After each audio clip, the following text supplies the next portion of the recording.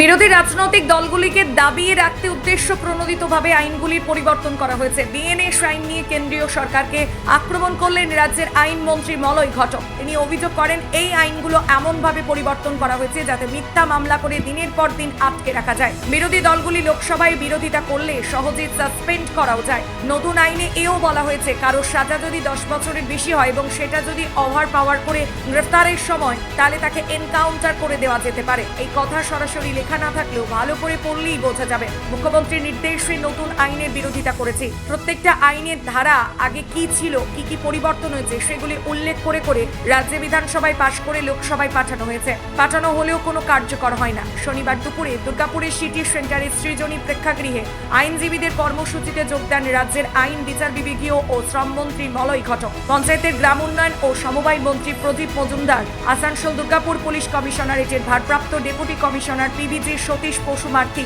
দুর্গাপুর মহকুমা আদালতের বার অ্যাসোসিয়েশনের সম্পাদক অনুপম মুখোপাধ্যায়, সভাপতি দেবব্রত সাঁই প্রমুখ। দেখবেন এই নতুন আইনে হ্যান্ডকাপ অ্যালাউ আছে, অর্থাৎ হ্যান্ডকাপ পরানো যাবে, কিন্তু পুরোনো আইনে হ্যান্ডকাপ থাকলেও সেটা পরবর্তীকালে সুপ্রিম কোর্টের জাজমেন্টে বাতিল হয়ে গেছে।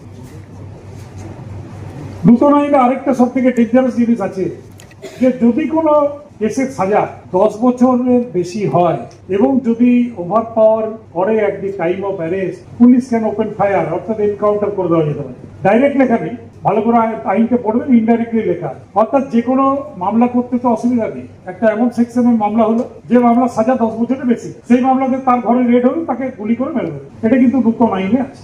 এই ধরনের যে আইনগুলোর পরিবর্তন করা হয়েছে, প্রত্যেকটা পরিবর্তন খুবই উদ্দেশ্য প্রণোদিত ভাবে, যাতে বিরোধী রাজনৈতিক দলকে দাবিয়ে রাখা যায়, যাতে মিথ্যা কেস করে দিনের পর দিন জেলের ভিতরে রাখা যায়, 111 যেমন আছে। তো সেই ভাবে এই আইনগুলো তৈরি হয়েছে এবং এমন ভাবে তৈরি হয়েছে যে কোনো বিরোধিতা করার সুযোগ ছিল না, কারণ পার্লামেন্টের সবাইকে সাসপেন্ড